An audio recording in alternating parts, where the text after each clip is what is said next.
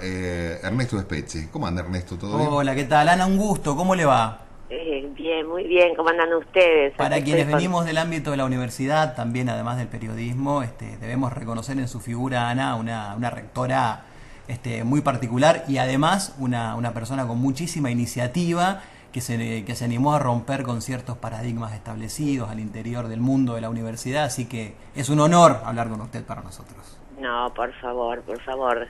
Creo que todos tenemos que exclaustrar, como decía José Ingenieros hace muchos años y era positivista, la cultura y la educación. Hay que llevar la educación y la cultura a todas partes. Ana, coincidiremos seguramente en que el Bicentenario argentino, además, generó, entre otras tantas cosas, en términos de participación ciudadana, la necesidad de la construcción de un relato histórico que diera cuenta de lo que viene sucediendo en la Argentina y fundamentalmente pensar en un relato sobre la historia y como seguramente coincidirá, la historia solo puede ser pensada desde el presente y hay obviamente discusiones en torno al pasado que son discusiones actuales y políticas actuales. En ese marco, ¿cómo ve usted el nacimiento de esta corriente de pensamiento histórico que recupera la tradición revisionista y en todo caso en qué sentido la recupera? Bueno, como siempre se dijo y como lo dijo la señora presidenta cuando lo creó, es una perspectiva justamente nacional, popular, federal, democrática. Sabemos que todos los relatos que sobrevivieron a tantas dictaduras, a tantos golpes de Estado, a tantos genocidios, a tantas cosas, son relatos que cuentan otra historia, ¿no? De alguna manera.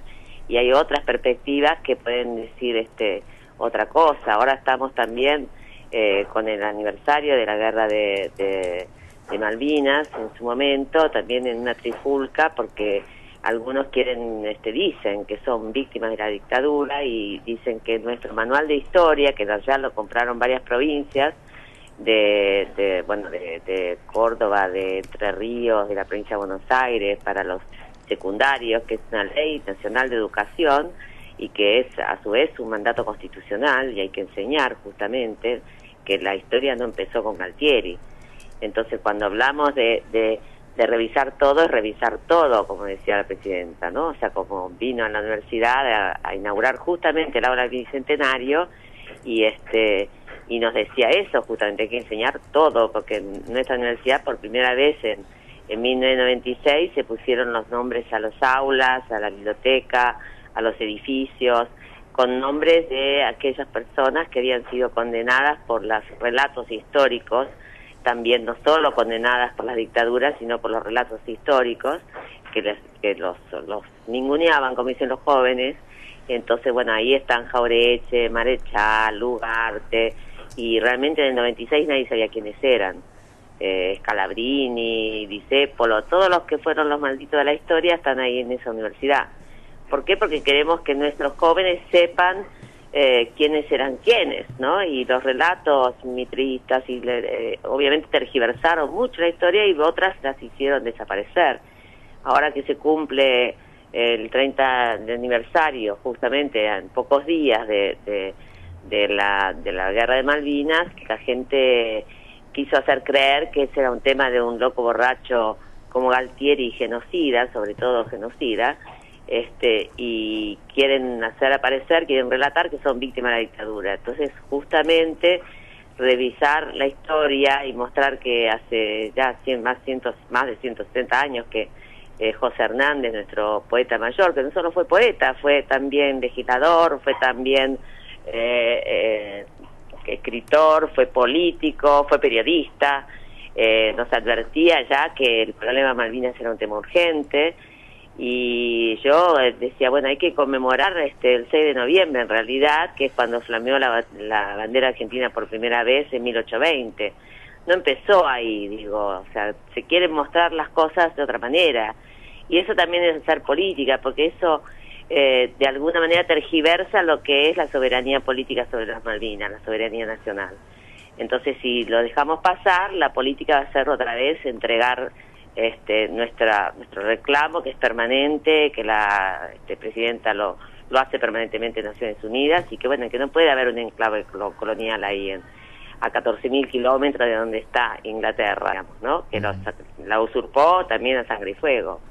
Ana, entonces, me parece, sí, estamos obviamente de acuerdo en esto de revisar todo. Fundamentalmente hay que empezar revisando el relato hegemónico del liberalismo, del positivismo, de la civilización o barbarie como dicotomía dominante del relato nacional y de la identidad nacional. Ahora, habría que, según su opinión, también revisar a quienes revisaron esa historia. O sea, revisar el revisionismo, ¿es una tarea pendiente o no? No, que cada vez que hubo un gobierno democrático, nacional, popular, federal, se revisa la historia. Lo que pasa que después, por ejemplo, en la última dictadura queman todo, destruyen libros, matan gente, y entonces hay que volver a empezar de alguna manera, ¿no? Para sacar a la luz determinados relatos que ya fueron hechos, pero que fueron ocultados, fueron quemados, muchos libros. Los que todavía tenemos libros, o bueno, caso de todos los que hemos estado exiliados, o no los tenemos más porque los quemaron, o los guardaron algunos familiares, algunos amigos bajo tierra en algún desván escondido, porque parecía que era tan subversivo todos los libros que los quemaban, ante lo cual la Universidad de Lanús lo que hace es reeditar muchos textos que ya habían sido editados pero que no están más, no están más en ninguna parte. Entonces me parece que, como decía Marechal, el pueblo recoge todas las botellas que tiran al mar con señales de naufragio, decía. Y bueno, nosotros estamos recogiendo botellas, pero son muchas las que tiraron al mar. Así que me parece que es importante, porque nuestro país sufrió demasiados golpes de Estado, demasiadas dictaduras, demasiadas proscripciones. Bueno, yo ahí pongo en algunos textos que bueno, ahora parece que tengo que volver al oficio de periodista. Algunos textos que fueron olvidados y quemados también, ¿no? Entonces hay que empezar de nuevo, lamentablemente. Muchos ya están hechos los relatos, pero están escondidos o quemados, etcétera. Hay que volverlos a reeditar, etcétera. Y muchos hay que volverlos a narrar, reinterpretar, porque eso también es función de la universidad. Preservar el patrimonio cultural de la nación es una función una misión de la universidad. Ana, así que, sí. Perdón, no sé si quiere continuar, quería hacer una pregunta. Pablo Ortiz la saluda. Quería saber si también está la posibilidad, ya hablábamos de revisar ciertos sistemas hegemónicos, la mirada y la perspectiva de género a la historia. Bueno, a mí me parece importantísimo. Fíjese que ahora uno de los integrantes del instituto, que es Piña, acaba de sacar un libro sobre justamente las mujeres invisibilizadas de la historia, que se llama Mujeres tenían que ser. Muy interesante, son 600 páginas, yo todavía no lo he terminado de leer, pero son 600 páginas hablando de las mujeres que fueron invisibilizadas por el relato histórico. Como también fueron invisibilizados los pueblos originarios, por ejemplo, es como si no existieran. Y nosotros tenemos que tomar la tarea nosotros en la universidad tenemos el INAI, o sea, el Instituto Nacional Indígena, que estamos tratando de recuperar también a todos los pueblos originarios. El otro día vinieron pueblos, pero no solo son pueblos, son culturas, son mitos, son leyendas que forman parte, son costumbres de la cultura nacional. Es importantísimo, me parece a mí. Ana, Alejandro Rota la saluda, ¿cómo le va? Buen día. ¿Cuántos son ahí, somos muchos, somos muchos y somos todos revisionistas. Me parece muy bien. No, y en esto estoy revisando los documentos desde los cuales se plantean las principales críticas hacia la creación del Instituto Manuel Dorrego, y una de las principales críticas es esta denuncia de desconocimiento y desvalorización prejuiciosa de la diversa y amplia producción historiográfica que se realiza en las universidades y organismos dependientes del CONICET. Obviamente esto ha tomado estado público a través de los medios hegemónicos de la oposición, como La Nación, que ha sido el abanderado en estas críticas. ¿Cómo? No es casual. No, claro, no es casual, obviamente, y menos el Diario de los Mitre. Ahora, ¿cómo se responde a estas críticas? Mire, hay algunos que creen que el saber está y tiene que estar enclaustrado, ¿no? Y son buscadores de pulgas, decía un autor. son los que están metidos adentro de una academia de historia que nadie sabe ni quiénes son, o en el CONICET, que también nadie sabe quiénes son, ni en qué el Estado está invirtiendo su dinero, sus recursos, que son los recursos del pueblo, lo que pone el pueblo argentino. Y a mí me parece fantástico que se divulgue, me parece fantástico que se hayan metido también periodistas, que como yo tampoco soy historiadora, soy socióloga, bueno, me doctoré en México porque tuve que irme de acá, pero lo cierto es que no quieren, hablan de divulgadores, o sea, como si la divulgación fuera mala, ¿no? Fuera perversa. Bueno, sí, mostremos toda la verdad. Y hay muchos que periodistas, investigadores, sociólogos, politólogos, algunos que simplemente no tienen ningún título, entre comillas, universitario, pero son investigadores igual. O sea, y pensar que no hay metodología de investigación histórica, para mí es un disparate, y sobre todo acusarlos de divulgadores. Ojalá divulgaran también el CONICET y todas las universidades sus producciones historiográficas, y no solo la historiográfica, sino todas sus producciones. Así que me parece que esa crítica es a mí me parece tan tonta, ¿no? O sea que fíjese que ahora las universidades del conurbano estamos también reeditando a otros que no son los que, por ejemplo, estamos editando la Universidad Nacional de Lanús, estamos reeditando los cuadernos de Forja, hemos reeditado todo lo que escribieron Scalabrini, Caureche, etcétera. Bueno, es muy complejo, pero también, por ejemplo, La Matanza publicó las obras completas de Sarmiento, San Martín está publicando Alberdi, y así sucesivamente, porque como no es redituable, ¿vio? Entonces nadie las reedita.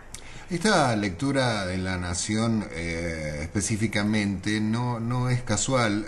Esta mañana hablábamos de la posición que toma Diario La Nación y estos medios frente al tratamiento en diputados de la ley de distribución de papel.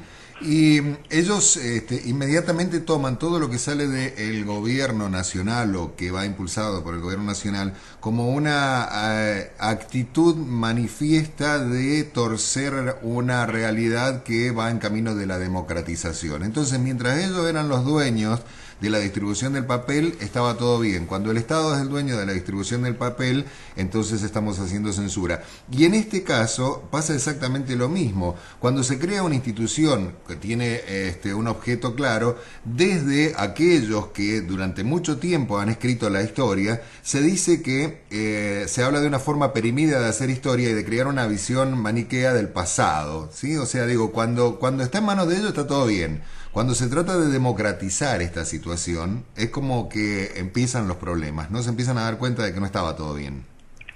No, pero eso es absolutamente así en todos los sentidos y en todos los ámbitos del país. O sea, cuando uno toca intereses, propiedades, sea propiedad de la historia, propiedad económica, monopolios económicos, monopolios del papel, monopolios de quiénes son los dueños de la historia, cuando uno quiere democratizar, obviamente que chillan, queda claro que chillan porque no quieren que uno les quite un pedazo de poder, ¿no? Pero yo creo que el respaldo de más de la mitad de los argentinos a nuestro gobierno evidentemente demuestra que todos queremos seguir democratizando y seguir escuchando otras voces, porque bueno, yo vengo, como dije, de la sociología, pero las políticas públicas hasta ahora, hasta hace poco, se han hecho desde la oferta. Nadie escucha realmente la necesidad o la demanda social. Entonces no se puede hacer una política sino desde el diálogo, o sea, sino desde escuchar realmente cuáles son las cosas que necesita nuestro pueblo, nuestro país, y así conjuntamente con ese diálogo hacer política. Eso, fíjese que en términos económicos, por ejemplo, el tema del papel, que me han pedido que fuera al Congreso a opinar como rector, o sea, todas las universidades, no todas, pero muchas fuimos a opinar, sería dumping, ¿no? O dumping, como lo quieran llamar, pero lo cierto es que ayer escuchaba cómo habían subsidiado el papel prensa a La Nación y a Clarín frente a los otros periódicos. Bueno, lo mismo sucede con las universidades. Nosotros tenemos que pagar el papel mucho más caro porque si está monopolizado, obviamente tenemos que pagarlo más caro que Clarín o que cualquiera. Y las universidades que estamos haciendo justamente esta difusión de la cultura nacional y popular y federal y de todas partes. Entonces es complejo porque, bueno, pero protestan, pero por suerte el pueblo ya se despidió, ¿no? Así que seguramente va a salir existe la ley contra el monopolio, pero no la respetan. Ana, nosotros le agradecemos muchísimo este contacto con Radio Nacional y bueno, podríamos seguir hablando porque he buscado y he encontrado críticas que son bastante graciosas a la creación del instituto, tales como que son 33 miembros, de los cuales solo 5 son del interior, y entonces cómo un instituto que piensa en el revisionismo de figuras del interior va a poner a solo 5, unas cosas bastante tomadas de los pelos, ¿no? No se preocupe porque justamente lo que estamos, así como la presidenta pidió 5 mujeres, ¿no? Y en este momento somos menos, pero nos están llamando de todas partes, todavía no está definida, porque recién salió y ya nos están pegando, como dicen ahora, por todos lados, pero son pocos también ellos, y nosotros también somos pocos, pero la idea justamente de federalizar también el instituto. Nos están llamando de varias provincias que quieren hacer distintas regionales del Instituto Dorrego, ¿no? O sea que cada uno va a revisar también su pedazo de historia en su provincia. Así como Chávez dijo que quería hacer un Instituto Dorrego en Venezuela, bueno, aquí en la Argentina estamos tratando, lo que pasa es que no hemos tenido tiempo, se ha creado y hemos estado blandiendo la espada, ¿no? La pluma en todos los medios, en todas partes, por la cantidad no la cantidad, sino la crítica de los sectores que ya sabemos quiénes son. Y es muy interesante porque también nosotros tuvimos al presidente Mujica hace poco, le dimos el honoris causa ahí en la Universidad Nacional de Lanús, y también para ellos están revisando, por ejemplo, todo el tema de Artigas, que es muy interesante, y también me llamaron de Entre Ríos, de Formosa, de todo lo que fue lo que iba a ser una patria grande y que después nos destrozaron, nos dejaron con trozos de países. Bueno, ahora estamos en ese camino. Por eso yo siempre cito a Benedetto Croce, un gran historiador y filósofo que seguramente no estaba en ninguna academia de historia, pero no importa. En Italia fue el que se enfrentó con el fascismo. Y él decía, toda historia es contemporánea, y fíjese que contemporánea es que estamos hablando de Dorrego y saltan como si estuviéramos hablando, no sé, de quién, de algunos de los legisladores o de los gobernadores de contemporáneos, ¿no? Porque y lo más interesante que, para concluir, que le digo que me encanta que la juventud esté discutiendo a Dorrego, si Lavalle, si desde ahí hasta las Malvinas, que discuta todo, porque antes de esta propaganda enorme que han hecho los diarios monopólicos, podían estar hablando de un programa de Tinelli, póngale, claro. Pero ahora todos los jóvenes quieren revisar, quieren que se les cuente, y es fantástico, la verdad. Ojalá, Ana, podamos recuperar para esta causa en algún momento a Alcira Argumedo, que hizo grandes aportes al pensamiento nacional y popular en lo que se llamaron las cátedras nacionales, y hoy lamentablemente no podríamos contar con ella, pero la verdad que hubiese sido interesantísimo contar con ella en otro contexto, ¿no? Yo le cuento que estábamos juntas en esas cátedras con Alcira, con Feynman, con varios, con Villanueva. Bueno, algunos terminaron presos, otros terminamos afuera, pero sí, yo creo que es muy valioso el aporte de Alcira en sus investigaciones que ha hecho, siempre, como es valioso también, uno puede discrepar, porque discrepamos adentro del instituto, digamos, ¿no? Nos hemos reunido pocas veces todos juntos ahora para poder empezar a caminar, pero a instituir el instituto, porque no basta con decir, bueno, son estos, ¿no? Tenemos que juntarnos, discutir, etcétera. Discutimos, pero con libertad, con respeto. Hay también uno puede disentir con Pacho, con Alcira, pero me parece que lo importante es que cada uno respete al otro, digamos, del mismo campo nacional y popular, también Galazo, que no está, porque él tiene su propio